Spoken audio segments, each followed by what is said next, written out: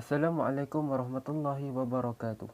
Kami dari kumpulan 3 akan membentangkan mengenai tajuk Madkhal ila ilmu lughah tatbiki. Berdasarkan tajuk tersebut, kami akan membentangkan mengenai permasalahan-permasalahan yang berlaku yang disebabkan oleh faktor-faktor luaran atau dalaman sesuatu persekitaran terhadap bahasa. Pembentangan ini berdasarkan hasil daripada kajian dan penulisan kami mengenai tajuk Madkhal ila ilmu lughah at-tatbiki, iaitu mengenai bahagian-bahagian ilmu lughah tatbiki tersebut. Saya Muhammad Alif Ashraf bin Ahmad Arif, nombor metrik 061516, selaku pembentang pertama akan membentangkan mengenai tajuk dan objektif serta pernyataan masalah. Ilmu lughah tatbiki ialah ilmu yang bergantung kepada pelbagai ilmu dalam mengusulkan penyelesaian kepada masalah praktikal yang berlaku dengan bahasa, dan ilmu ini tidak terhad kepada linguistik teori, dan terdapat hampir persetujuan antara mereka bahawa pengajaran dan pembelajaran bahasa kedua tidak mewakili lebih daripada bidang dalam kes utamanya, dan terdapat hampir sebulat suara juga bahawa linguistik gunaan dipengaruhi oleh teori dan sains gunaan yang mana penyiasatannya dikeluarkan, dan ia mempengaruhi mereka melalui hasil penyelidikannya. Ianya bermaksud bahawa sesuatu bahasa tersebut dapat dipengaruhi oleh keadaan persekitaran bahasa tersebut sama ada dari segi fizikal, sosial, geografi, penterjemahan dan sebagainya. Oleh itu, kami menjalankan kajian bagi menganalisis permasalahan-permasalahan yang berlaku yang disebabkan pengaruh tersebut dan kesannya terhadap keadaan bahasa. Seterusnya, kami telah membuat objektif kajian sebagai ukuran bagi mendapatkan hasil daripada kajian yang telah kami jalankan. Objektif pertama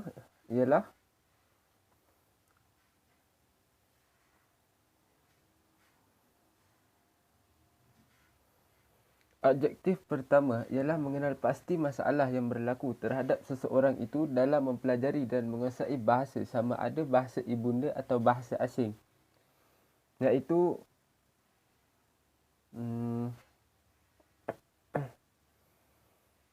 Iaitu mengenal pasti masalah yang berlaku semasa seseorang itu mempelajari bahasa, dari segi masalah pertuturan, masalah kefahaman dan sebagainya.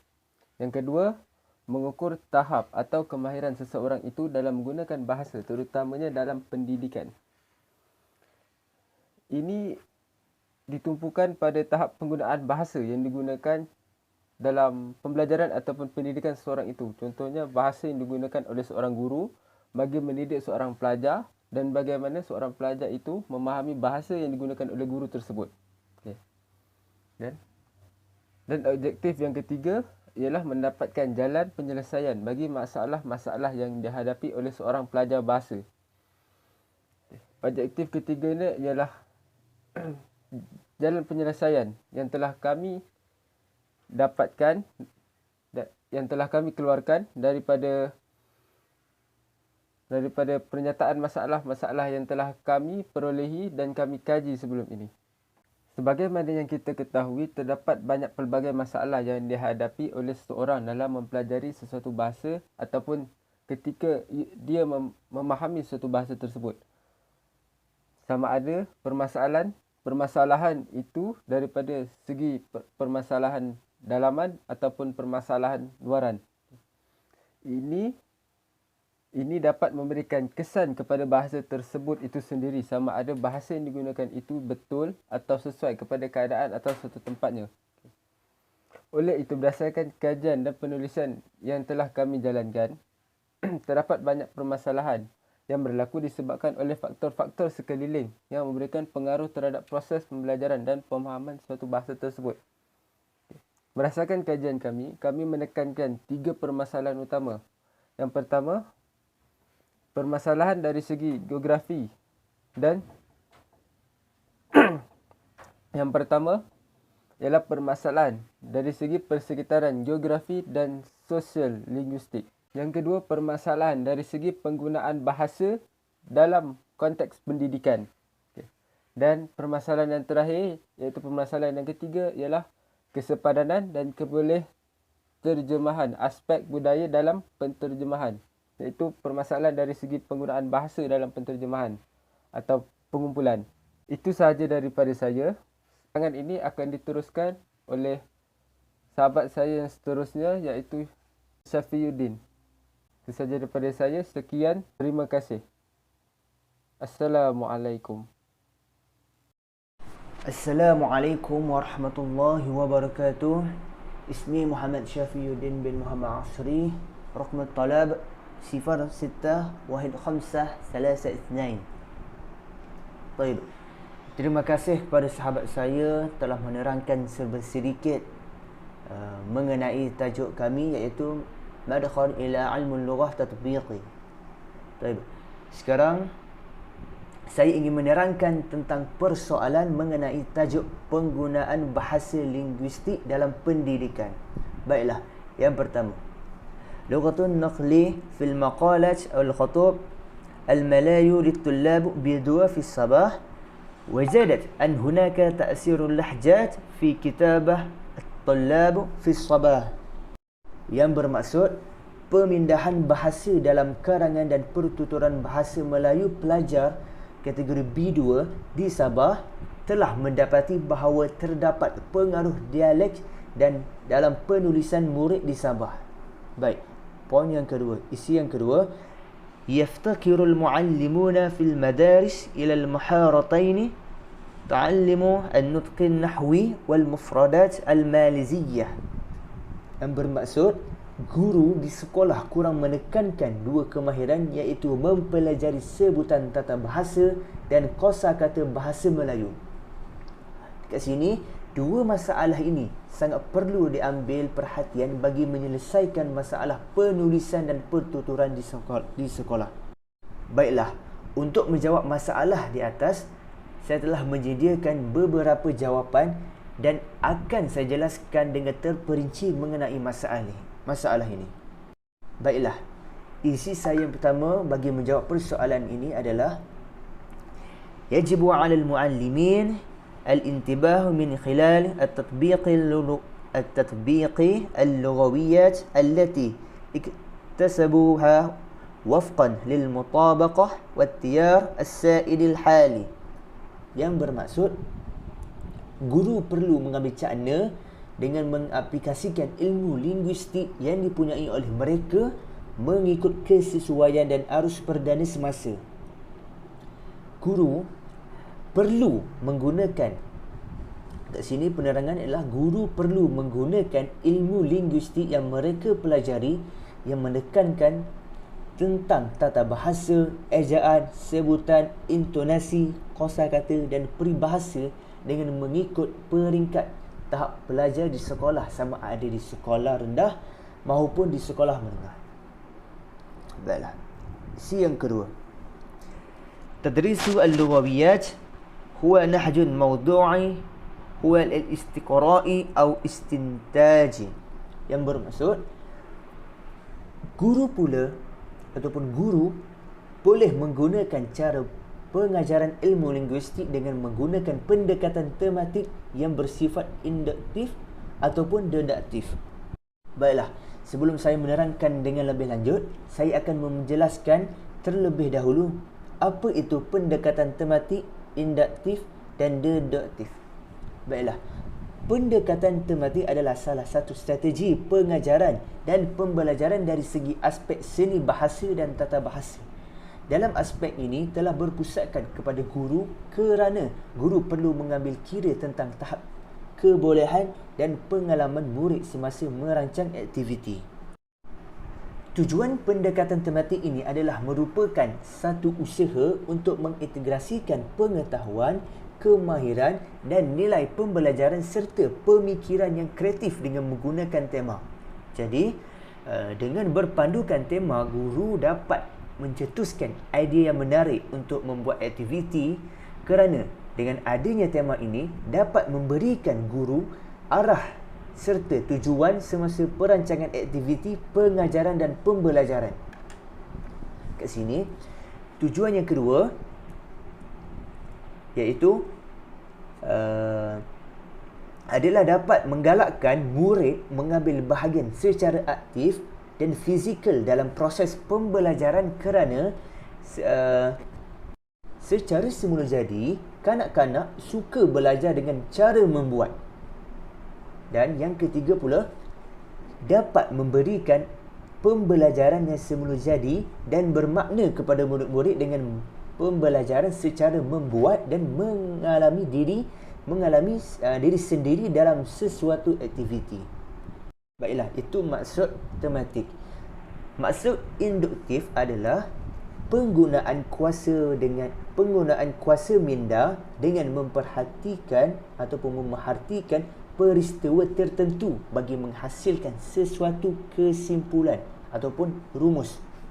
Baiklah, dengan lebih jelas, pendekatan induktif dimulakan dengan sesuatu sebab atau contoh dan menuju ke arah sesuatu generalisasi, iaitu melibatkan satu proses pertimbangan yang tinggi kerana melibatkan aktiviti mengumpul dan mentafsir maklumat-maklumat, generalisasi dan kesimpulan. Sebagai contoh, dalam kaedah induktif, salah satu daripada pernyataan boleh benar dan palsu. Sebagai contoh, gagak itu berwarna hitam, maka semua gagak berwarna hitam. Jadi dekat sini, pernyataan ini tidak benar. Pernyataan ini adalah salah kerana kita tidak boleh menganggap semua gagak berwarna hitam hanya dengan melihat seekor gagak yang berwarna hitam. Hal ini kerana ada juga gagak yang berwarna cerah disebabkan penyakit albino. Jadi, kaedah induktif tidak memerlukan premis dan kesimpulan yang benar.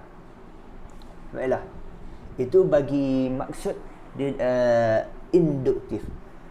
Di samping itu, maksud deduktif pula adalah sesuatu pendekatan mengajar yang bermula daripada suatu atau beberapa rumus, prinsip, hukum, teorem atau peraturan diikuti dengan aplikasinya ke atas contoh-contoh yang dikhususkan. Pendekatan ini juga digunakan untuk mendapatkan kesimpulan atau generalisasi yang baru daripada rumus, prinsip, hukum atau teorem yang diketahui. Sebagai contoh, kita boleh cakap guru mengajar topik teorem Pythagoras dalam matematik. Okey, lepas tu pelajar ni dikehendaki menyelesaikan beberapa soalan yang diberikan oleh guru. Sebelum itu, guru menerangkan formula dengan merujuk kepada sebuah segitiga bersudut tepat. Tambahan pula, guru memberi beberapa contoh dan bukan contoh. Baiklah, hari sekali, pelajar dikehendaki menyelesaikan beberapa soalan itu. Oleh itu, dekat sini kita boleh mengatakan bahawa kaedah deduktif merupakan kaedah mengajar yang kompleks. Kesimpulannya, kat sini saya boleh buat, kaedah ini sangat berkesan kepada guru-guru sekolah untuk meningkatkan prestasi seseorang pelajar. Baiklah, isi yang ketiga. Yajibu an yakuna al-muallimuna azkiya'a fi tadrisi bi istikhdam al-mawadi' allati tamma tanzimuha fil manahij ad-darasiyah linaqli محتويات قواعد اللغة بالشكل أكثر إثارة للاهتمام. Yang bermaksud, guru-guru perlulah bijak dalam mengajar dengan menggunakan tema-tema yang telah disusun dalam kurikulum untuk menyampaikan isi mengenai tata bahasa dengan lebih menarik. Sebagai contoh, guru menayangkan ataupun menunjukkan video tentang kata-kata ganda, lepas tu meminta murid untuk mengenal pasti tanda sepang. Jadi, guru sebelum itu perlu menjelaskan tentang perkataan yang mempunyai tanda sepang. Oleh itu, dengan cara ini, murid telah mempelajari mengenai tata bahasa. Dalam masa yang sama, guru-guru juga telah mengaplikasikan pengetahuan linguistiknya. Untuk isi yang terakhir, iaitu wa yanbaghi an yakuna al-muallimuna mubada'ina fil jam'i baina an-nahj al-istidlaliyah wan nahj al-mawadhi'iyyah, yang bermaksud guru perlu kreatif dalam menggabungkan pendekatan didaktif dengan pendekatan tematik. Di sini bermaksud dengan gabungan pendekatan tematik dan juga didaktif, guru boleh menayangkan, ataupun sebagai contoh, guru boleh menayangkan sebuah video dan setiap murid diberikan skrip berkenaan video tersebut yang mempunyai gambar-gambar atau sebagai contoh yang lain. Kerana hal ini sangat menarik dan boleh menarik minat pelajar untuk belajar tanpa berasa ngantuk dan bosan. Kemudian, guru boleh meminta pelajar untuk melakonkan semula adegan di dalam video tersebut dengan bantuan skrip tadi. Oleh itu, dengan cara ini, ia dapat membantu pelajar untuk menambah kosakata bertutur dengan elok, terutamanya dalam bahasa Melayu. Akhir sekali, penggunaan bahasa linguistik dalam pendidikan adalah penting pada setiap individu, terutamanya pada guru yang mengajar bahasa kepada kanak-kanak ataupun kepada pelajar. Baiklah, ini sahaja daripada saya. Sekarang saya serahkan kepada sahabat saya untuk menerangkan isu seterusnya. Sekian, terima kasih. Assalamualaikum warahmatullahi wabarakatuh. Ismi Muhammad Ikmal Izzat bin Ahmad. Raqamut talab 06-15-14. Baik, terima kasih kepada sahabat saya yang bernama Syafiuddin kerana mengizinkan saya untuk membentangkan isi seterusnya. Baik, di mana saya akan membentangkan mengenai pengaruh persekitaran, sosial dan geografi terhadap bahasa, di mana terdapat dua permasalahan dari segi sosial dan geografi. Baik. Awalan, al-ikhtilatu ghairu munasib baina al-lughah aw al-lughah al-qudra, yang bermaksud percampuran bahasa yang tidak sesuai ataupun bahasa kotor. Ini kerana terpengaruh dengan persekitaran akan memberi kesan positif dan negatif terhadap bahasa itu.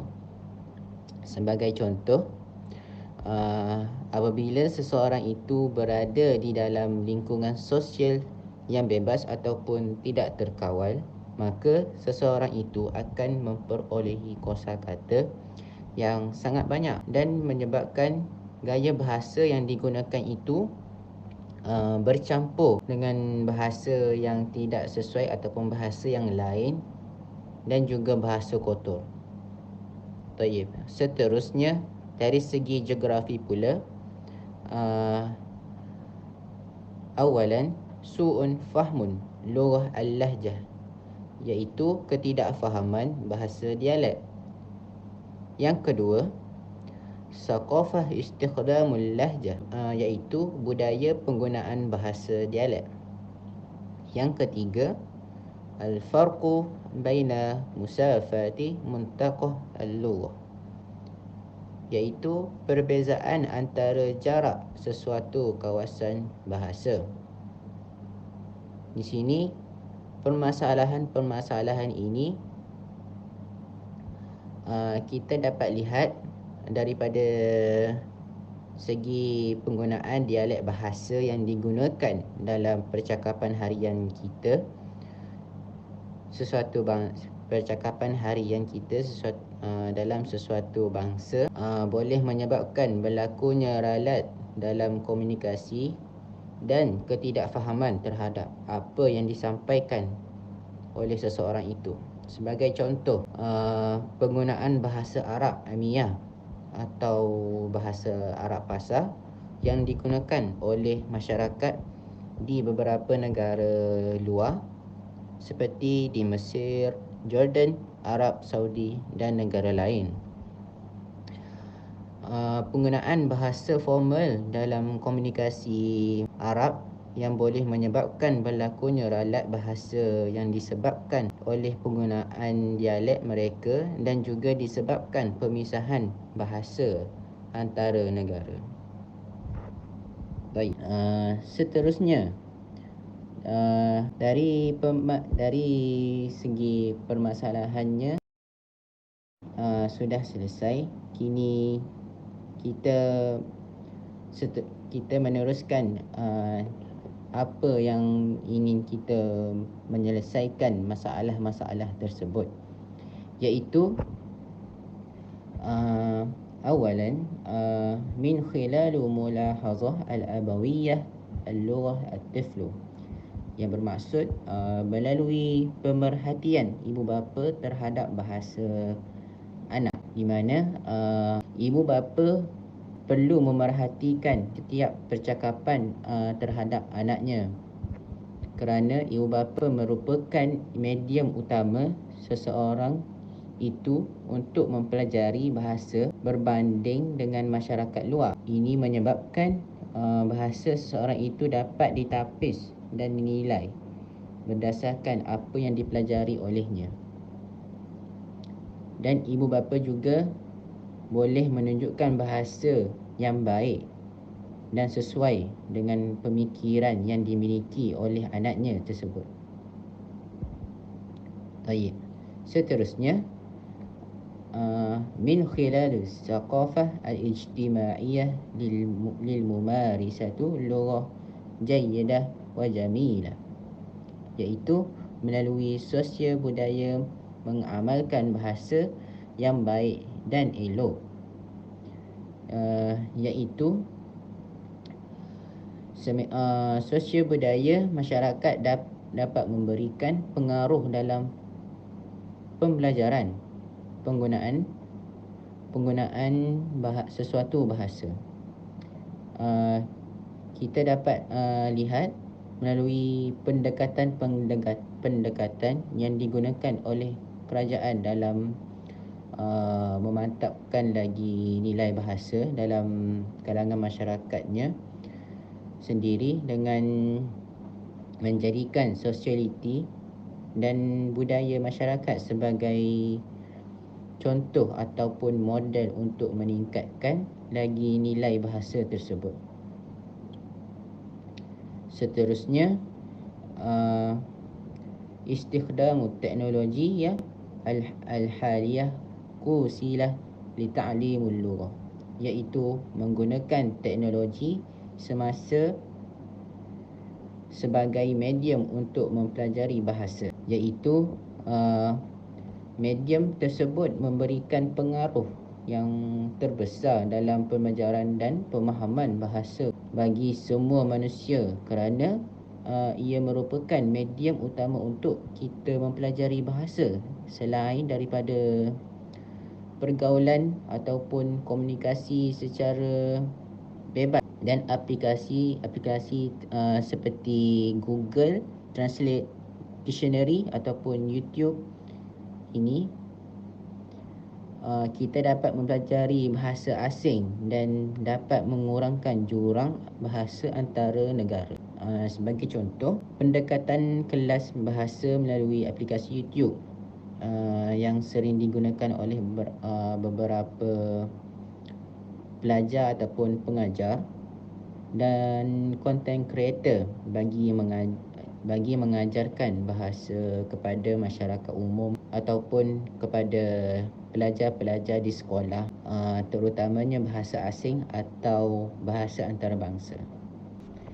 Setakat itu sahaja dari saya. Aktafi bihadzal qadr.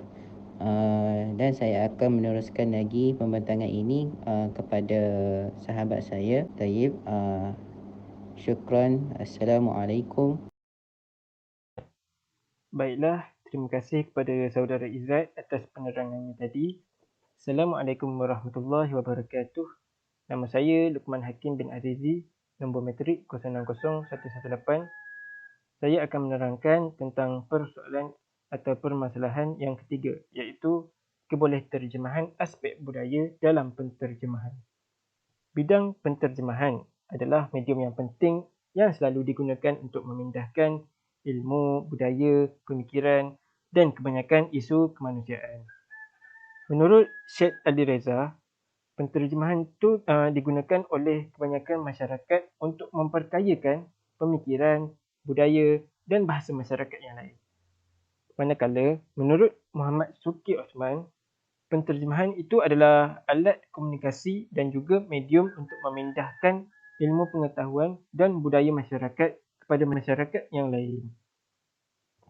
Sekarang kita akan menumpukan pada salah satu aspek dalam bidang penterjemahan, iaitu penterjemahan budaya, sama ada boleh atau tidak.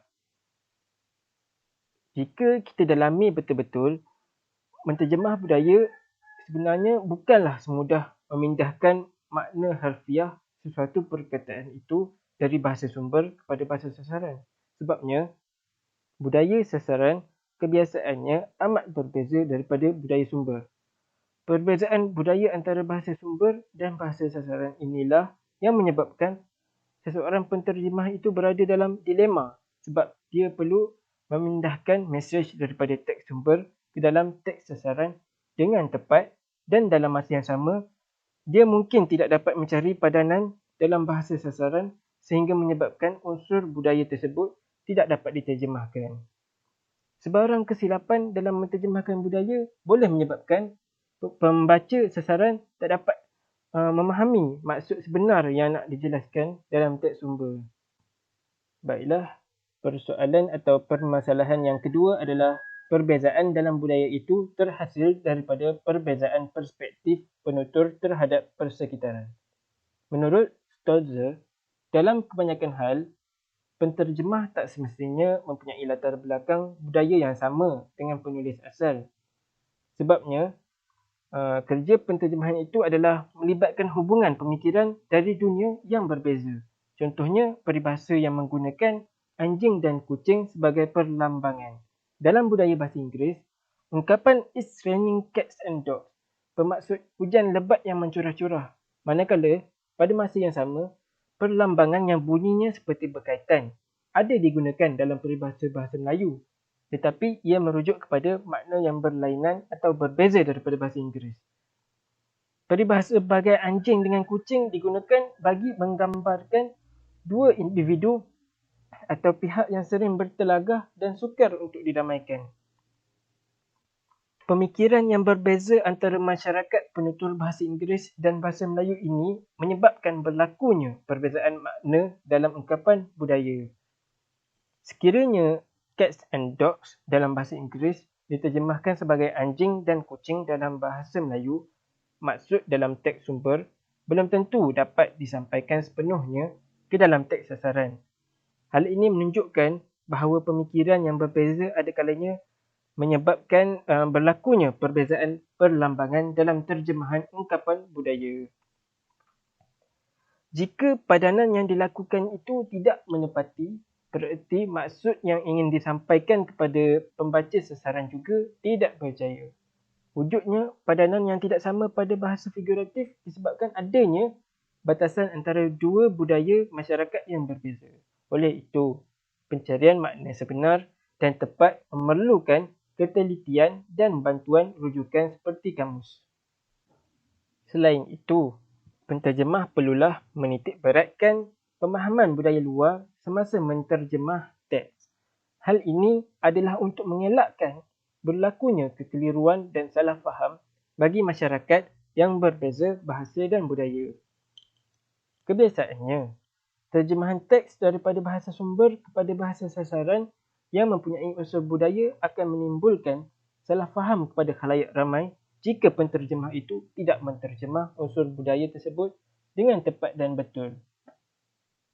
Makanya, seseorang penterjemah itu perlulah prihatin terhadap makna yang cuba disampaikan agar sebarang kekeliruan makna atau pentafsiran makna yang salah tidak berlaku.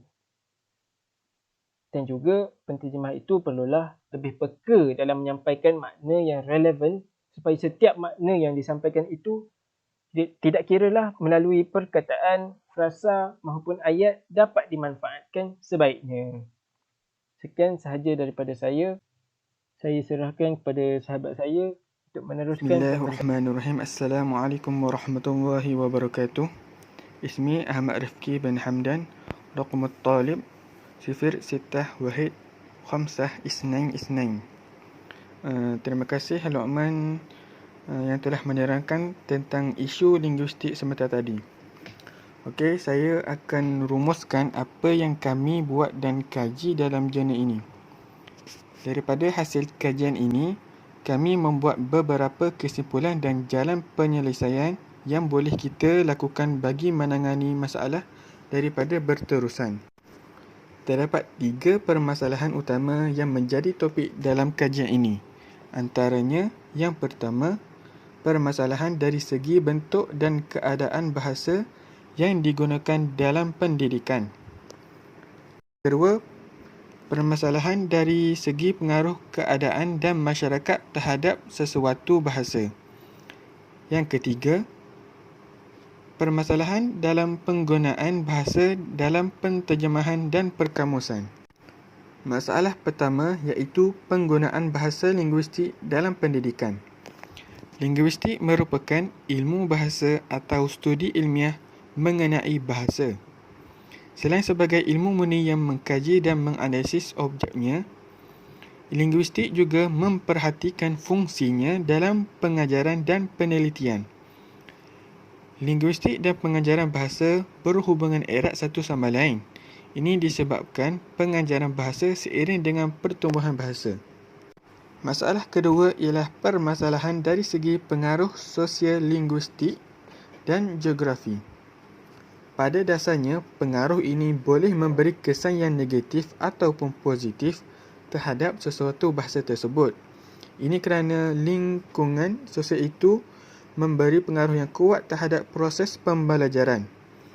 Permasalahan yang timbul boleh menyebabkan proses pembelajaran seseorang itu terhadap bahasa terganggu dan bahasa yang diterima itu tidak sesuai untuk digunakan dalam percakapan umum atau penulisan. Solusi bagi mengatasi masalah ini ialah menggunakan ibu bapa sebagai tempat untuk berinteraksi dan memperkayakan bahasa. Masalah terakhir iaitu kesepadanan aspek budaya dalam penterjemahan. Seperti yang diperkatakan oleh rakan saya Luqman sebentar tadi, masalah ini boleh diatasi dengan penterjemah perlu menitik beratkan pemahaman budaya luar semasa menterjemah teks. Hal ini bagi mengelakkan berlakunya kekeliruan dan salah faham bagi masyarakat yang berbeza bahasa dan budaya. Penterjemahan teks daripada bahasa sumber kepada bahasa sasaran yang mempunyai unsur budaya akan menimbulkan salah faham kepada khalayak jika penterjemah itu tidak menterjemah unsur budaya tersebut dengan tepat dan betul. Kesimpulannya, berdasarkan apa yang dapat kami perolehi daripada kajian ini adalah segala bentuk pengaruh luar mampu mempengaruhi proses seseorang itu atau sesebuah kelompok itu dalam mempelajari dan memahami bahasa. Selain itu, melalui hasil kajian ini, kami juga dapat mengenal pasti masalah-masalah yang mempengaruhi proses pembelajaran tersebut dan juga berhasil mendapatkan penyelesaian dan solusi bagi masalah linguistik ini. Sekian saja daripada grup kami. Kami berharap rakan-rakan sekalian faham apa yang kami terangkan tentang pengenalan dan isu yang timbul dalam ilmu lughah tatbiki ini. Akhir kata, yang baik datangnya dari Allah dan yang buruk datangnya dari kami sendiri. Wabillahi taufiq wal hidayah. Wassalamualaikum warahmatullahi wabarakatuh.